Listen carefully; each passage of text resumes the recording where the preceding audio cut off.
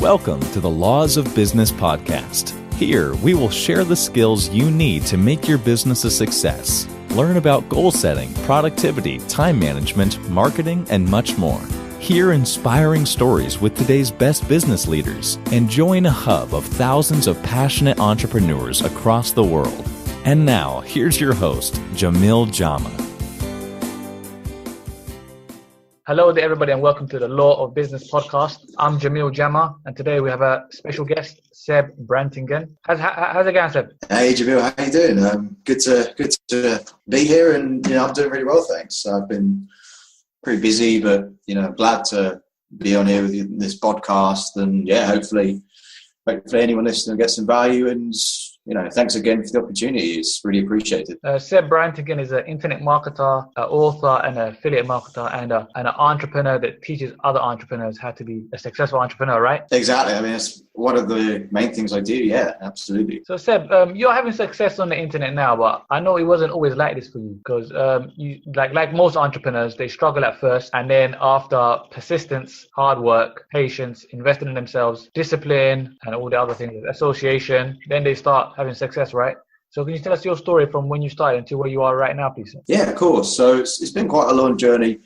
I started back in 2008, 2009. And to be honest with you, when I first started, I was very much just playing around with the internet. I wasn't very serious. I was, treating it like a hobby. And I fell into that kind of trap where I was not taking it seriously. And so that's how I got started, really, is I was actually looking for ways to make money online.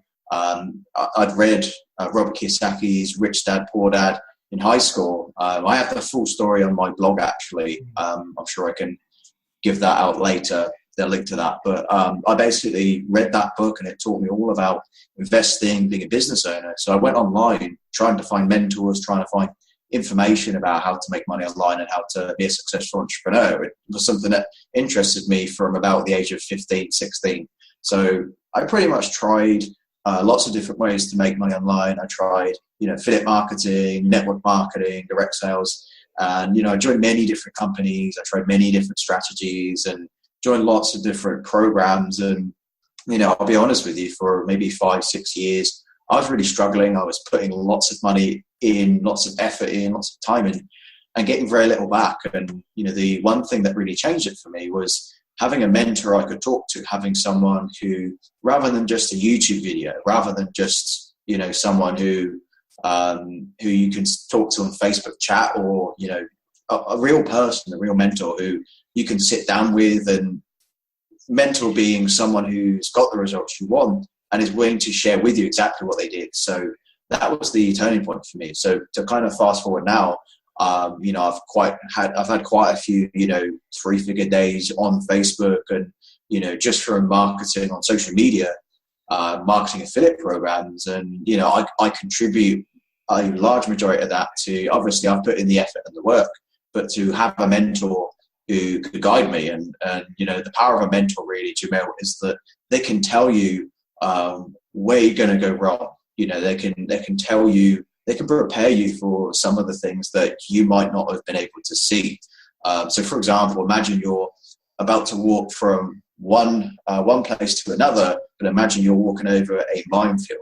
But a mentor would know exactly where the mines are, and a mentor can guide you safely from position A to B without you getting hurt. So imagine it a bit like that, and that to me is a great analogy. And people just kind of run through this minefield, and then they get hit left and right with different offers and, different programs and things to promote and shiny objects. And then they never actually get to the destination. So having a mentor and sticking with one thing that you promote and promote well, for me has really made the biggest difference. So that's kind of a short version of my story, and, bits between it, the main points, I suppose, and, to where I am now, and being able to actually have a bit of success and create a name for myself online, and some of the things that contributed towards that.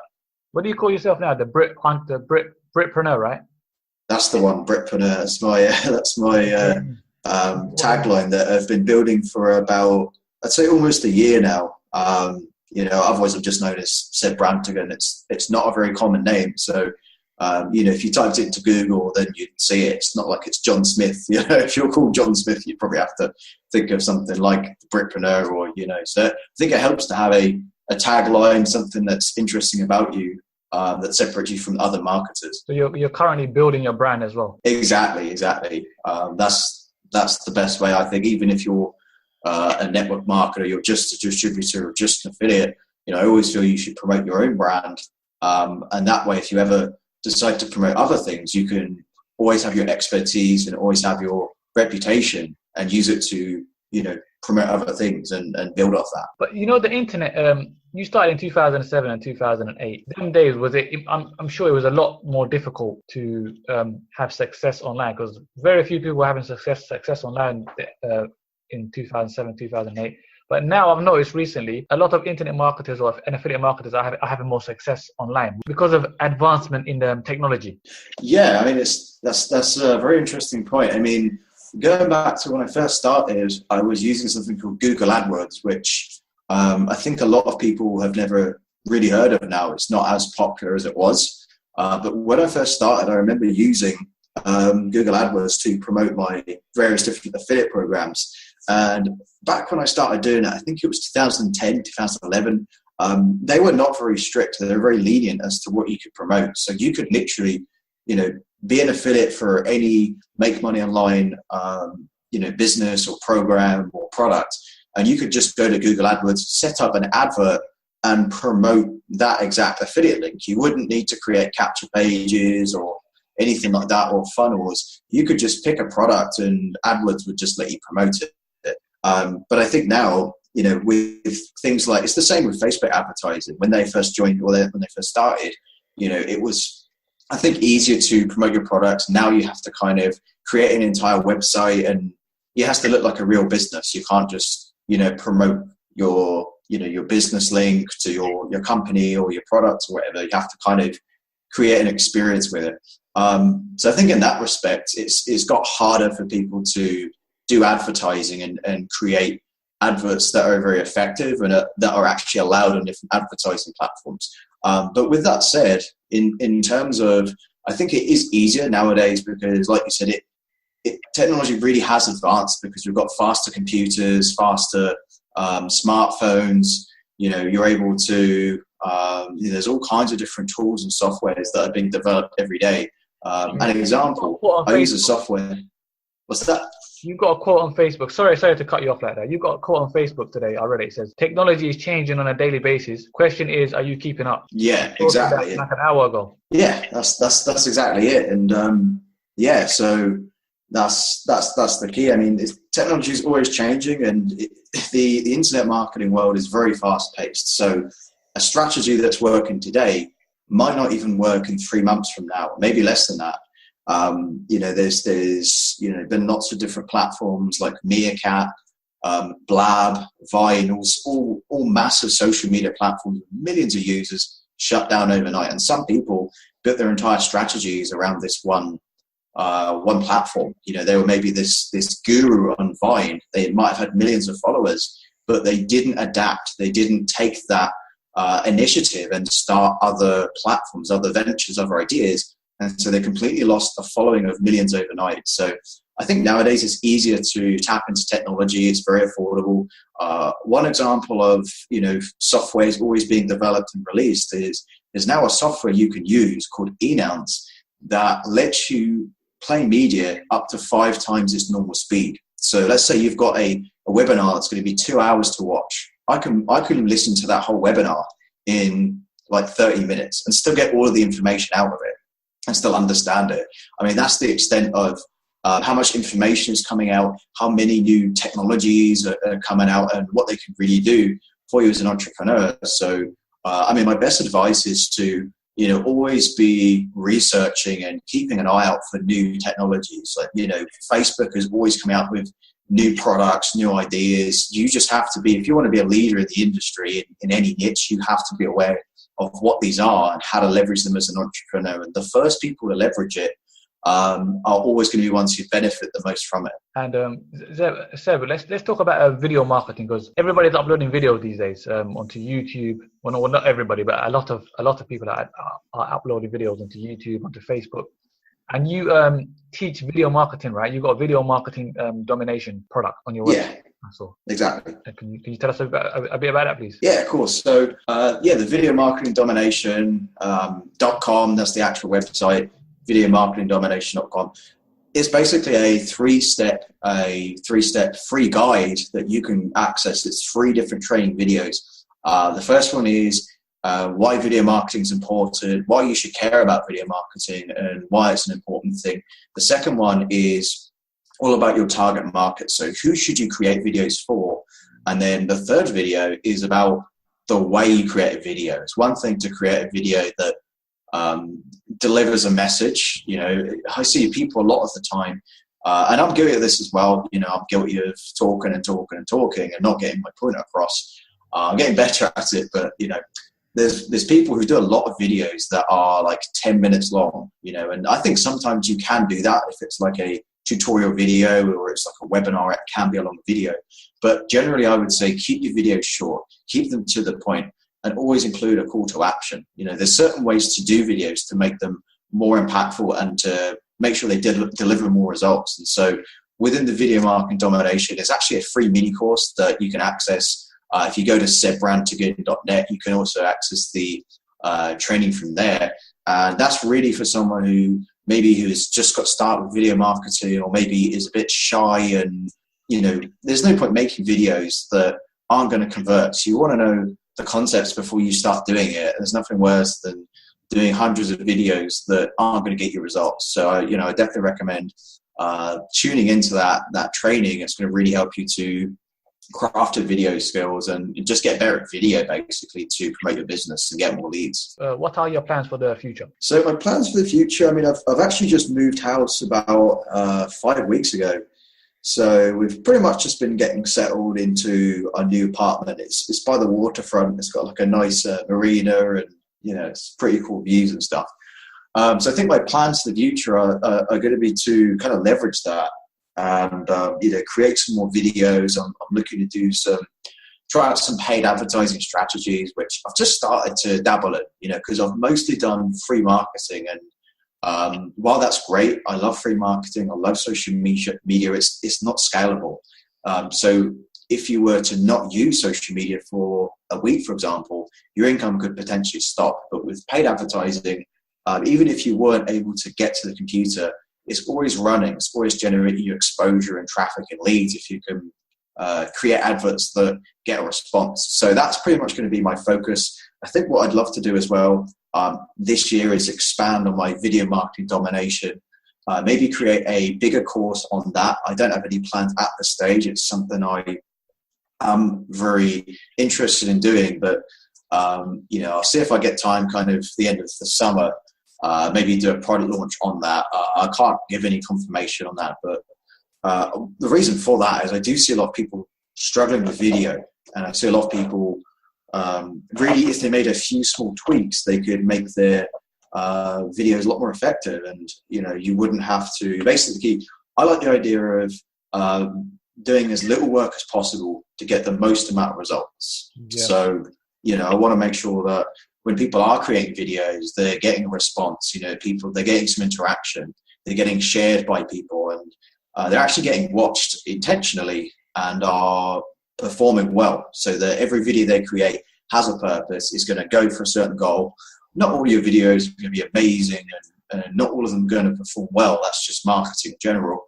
But you have a better chance if you have a blueprint to create videos that are going to create an impact with your audience. And to get good marketing, you have to like tweak, and you have to practice. You have to basically tweak it, see what's working, see what's not working, and you just got to continue doing that. There's no one way of doing it, is there? Exactly. There's ways of succeeding without doing videos as well. You've just launched your podcast here. There's lots of people who they probably have a great voice but are shy on camera that would be really good at podcasting. They don't have to do a single video ever if they don't want to. I recommend doing video, but it's like you said, it's not the only way. If you're someone who doesn't like to be on camera, but maybe you've just got one of those radio voices and you're, just one of those people that like you, are just, so that, it all depends on, I would say, pick a strategy that you're comfortable doing every single day, so if you're not comfortable or you don't like doing videos, but you're really good at typing and you're happy to write a blog post a day or one every other day, then obviously get blogging or write a book or, do something that you're happy to do every day, because you've got to love what you do. If you despise what you do, eventually you're going to get burnt out. Eventually you're going to stop. No matter how much money you're making, if you don't enjoy it, eventually you're going to call it quits and do something else, because there's only so long that people can put up with something they really don't like doing and are not passionate about. Eventually they will just quit or want to quit. And, their work's not going to be as good. They're not going to be as enthusiastic. People notice it. And, it's just a recipe for disaster. So that probably would be my final tip, I suppose, is always do a strategy or an idea that you're in love with and that you would continue to do all the time and would never get tired of it. Because if you love what you do, it doesn't feel like work anyway. Exactly. You have to, think about what kind of, whether it's video, whether it's blogging, whether it's podcasting, whether it's social media, if you can do that solidly for like 18 hours a day and not feel tired and you still want to go back for more, you want to get back in the ring and keep going, and keep getting pummeled, but you love it. And even if you're not getting results, but you love doing the work, then I would say keep doing it. Eventually, you can't consistently do the right things over a period of time and get the wrong results. It's impossible not to. So I would say always stick with a strategy or an idea that you just love to execute and just run with it. There's a quote: choose a job you love and you will never have to work a day in your life. Yeah, that's exactly it. I mean, that's the truth, isn't it? We have to love what we do, especially if it's network marketing. We have to create that lifestyle that people want to have. And so it really has to be a genuine thing you love to do and something that you would be happy to stay up in the middle of the night doing and would be happy to get up early the next day to carry on with. Otherwise, I think, what's the point? Go and find something else to do. Definitely, Seb. So, Seb, thank you so much for doing this interview. If anybody wanted to contact you, where can they contact you? Yeah, cool. The best way would be to Facebook me. So you can just type in my name in Google, put Seb Brantigan into Google, and you'd see my blog there. Sebbrantigan.net is the domain name in case you need it. But Facebook is usually where I'm most active. So I've got a fan page as well. It's facebook.com/seb.brantigan. I'm looking to build that fan page out, build a bigger audience. I'm going to run some more advertisements soon on Facebook to kind of grow that audience a bit. But you can also find me on my personal profile as well. So if you want to message me on either of those two, then I'd get back to you and have a chat with you and see if I can help in any way. And that's my goal really, is to give some advice. And there's many, I think there's almost 300 blog posts on sebbrantigan.net, all free content. You don't have to opt in, but there is also a PDF you can grab. It's my Unstoppable sponsored PDF. When you land on my blog, you'll see it pop up after about 20 seconds, and you can fill in your information there, download that PDF. It's all free trading, and you don't have to opt in, and you'll still get some value from the blog. And so I recommend checking that out too. Yeah, thank you, Seb. Seb Brantigan is a great guy. He gives a lot of value away for free. So I'll highly recommend checking out his website. Thanks again. Awesome. Yeah, I was just going to say thanks for having me on there, Jamil, and anyone who is new to what Jamil's doing. I recommend reaching out to him, checking out his website and the rest of his podcast series here. And I understand he's writing a book series as well. So stay tuned to what Jamil's doing. I thought I'd give you a shout out. Because I always see you, putting out some great content and working hard, Jamil. So I thought I'd just quickly give you a shout out and direct people back to you as well, and just to check out what you were doing. Thank you, Seb. Everybody, this is the Law of Business podcast. That was Seb Brantigan's interview. We hope you enjoyed it. Have an awesome day. And I'm Jamil Jama. This is the Law of Business podcast. Thank you all very much for listening. Thanks for listening to the Laws of Business podcast. Find out more about us on thelawsofbusiness.com. Thank you for being a part of our journey.